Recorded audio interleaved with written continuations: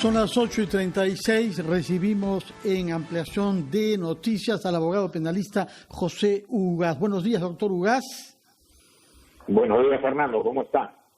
Bueno, tenemos varios temas que hablar con usted. Vamos a hablar sobre un tema de fondo, que es una carta que usted ha promovido, que un grupo de ciudadanos ha dirigido al presidente del Poder Judicial respecto a la situación sanitaria de los que se hayan presos a título preventivo y que ha merecido una rápida respuesta el día de ayer mismo de la parte del doctor Lecaros. Pero antes de entrar a ese tema, yo quisiera que conociéramos su opinión sobre las condiciones que han llevado a instancias judiciales diferentes a liberar de sus respectivas prisiones preventivas, aunque por consideraciones diferentes, a Keiko Fujimori y a Susana Villarán el día de ayer también. Bueno, desde mi punto de vista, creo que son decisiones correctas. Ayer he revisado la decisión del caso Fujimori, no he revisado la decisión en el caso de Susana Villarán, pero he escuchado los argumentos que han circulado en prensa.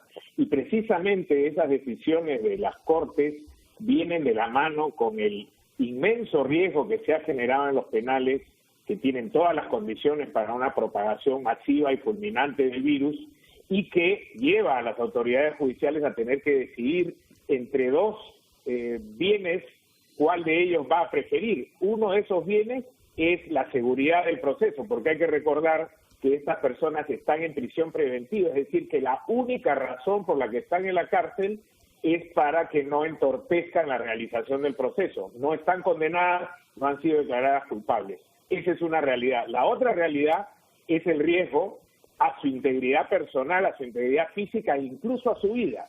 Si uno tiene que elegir entre el aseguramiento de un proceso judicial y la vida o la integridad de una persona, evidentemente pesa mucho más el derecho a la vida y el derecho a la salud que la seguridad del proceso. Por eso es que se está promoviendo la posibilidad de que de alguna manera se flexibilicen las condiciones procesales para que no entre en cuestión la posible muerte o contagio masivo con lesiones perdurables para una cantidad inmensa de personas. Hay que recordar que tenemos casi 100.000 presos en el Perú, más de 95.000, y que de esos el 40% están en condición de procesados. Supongo que estará satisfecho de haber obtenido rápidamente una respuesta el día mismo que se recibió la carta, pero la respuesta es: créese una comisión.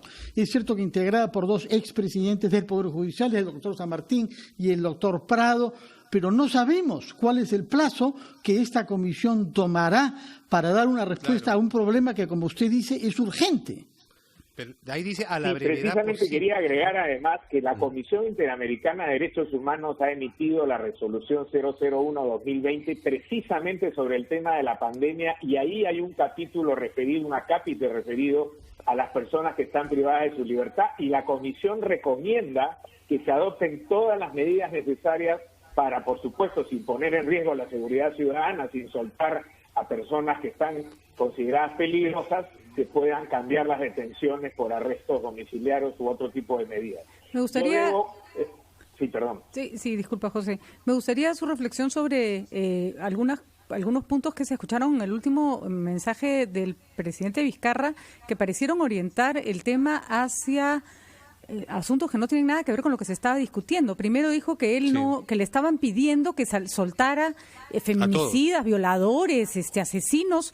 En las propuestas que hemos leído tuyas del señor Azabache, del señor Pérez Guadalupe, de la señora Marisol Perestello, nadie ha pedido tal cosa, que además no se puede.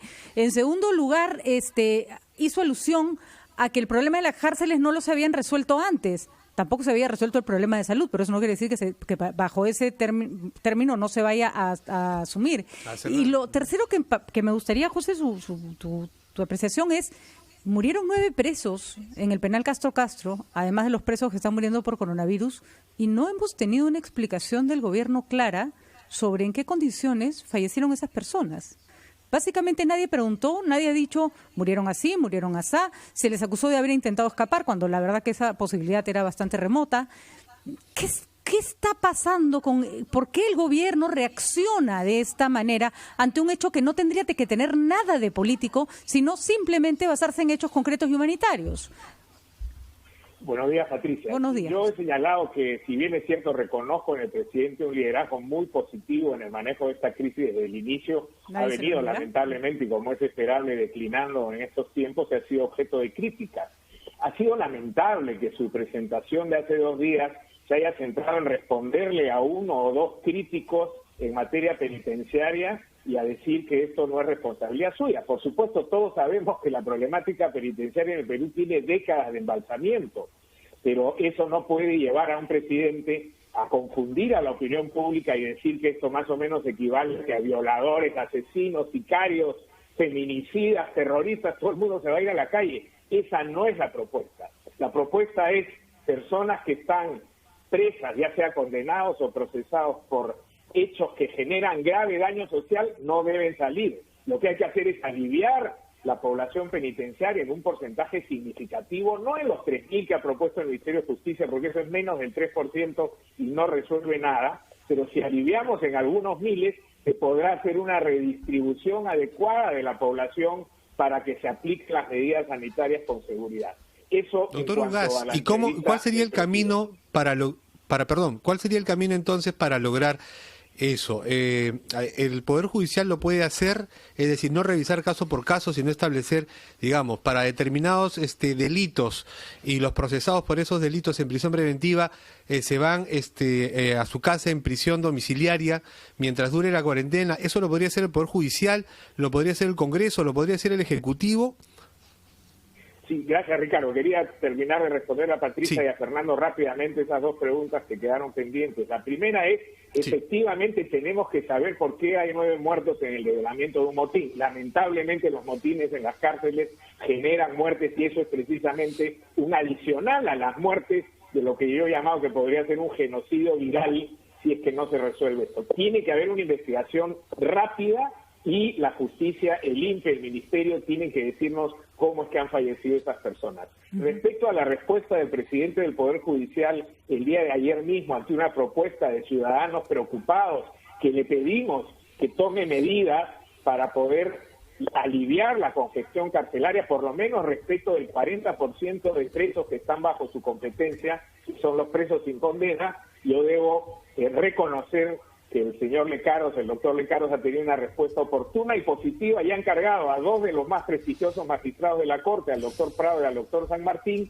que en el más breve plazo presenten una alternativa para eso. Nosotros hemos presentado alguna y estamos seguros que eso debe ocurrir pronto. Ojalá que los doctores San Martín y Prado puedan hacer esto en cuestión de horas y se puede implementar, porque aquí el virus no espera, el virus no entiende de enredos burocráticos. Si esto no se resuelve pronto, esto puede generar efectivamente graves consecuencias. En respuesta a su última pregunta, nosotros creemos que efectivamente a través de un acuerdo plenario de la Corte toma decisiones colectivas y genera lo que se llaman acuerdos plenarios, que son de efecto vinculante, es decir, de obligatorio cumplimiento o seguimiento por parte de los jueces. Son criterios, por supuesto, no son imposición de decisiones.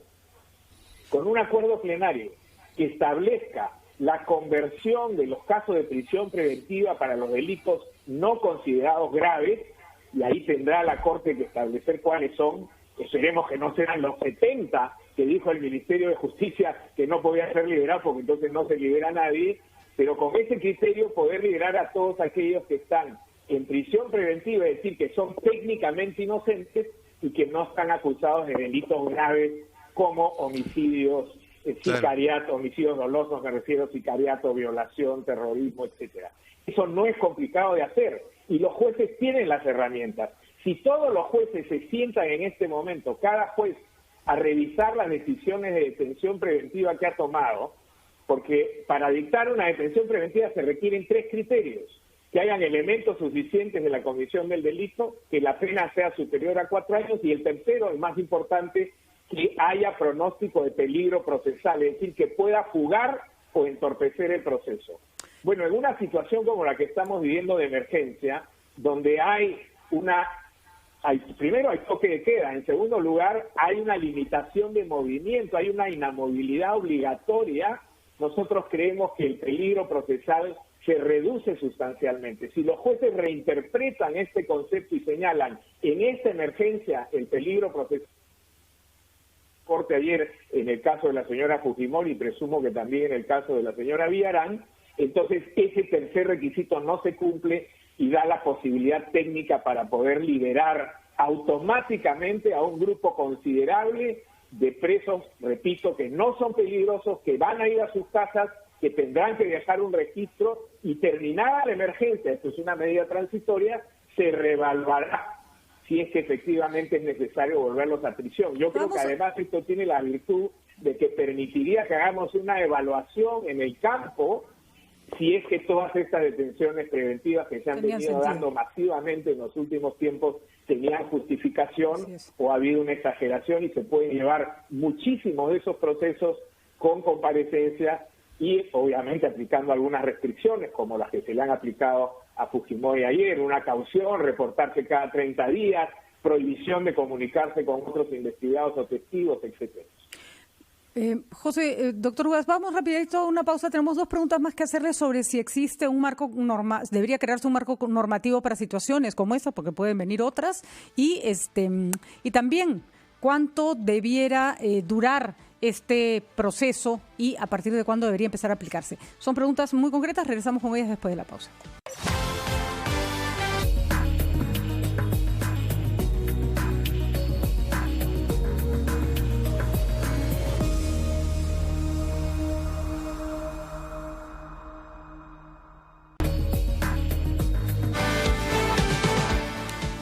Seguimos conversando con el doctor José Ugaz, que está proponiendo hace semanas, hay que decirlo, propuestas, valga la redundancia, distintas para que las cárceles hacinadas, se busque una salida para las cárceles hacinadas que se están convirtiendo en una suerte de tumba para los presos condenados a una pena de muerte, si es que no se hace algo al respecto. La gente cree, muchas personas creen que un preso pierde todos sus derechos y el derecho a la vida no es algo que se pierda por el hecho de estar cumpliendo una condena, no por lo menos en un país donde la pena de muerte ni siquiera está aprobada.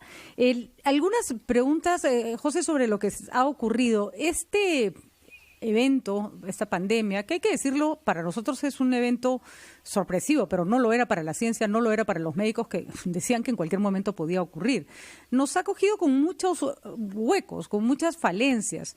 No hay ningún marco que prevea qué hacer con las cárceles si esto ocurre, o si ocurre un terremoto, o si ocurre alguna otra desgracia que no permite tener a los presos en las condiciones en las que se le tenían, inclusive si las cárceles no estuvieran hacinadas. Debería contemplarse una disposición para poder hacer uso de ella en el futuro, cada vez que nos encontremos con situaciones como estas? Definitivamente. El sistema de justicia, como tú bien señalas, no estaba preparado para una situación así. Recordemos, por ejemplo, cuando hubo el terremoto del 2007,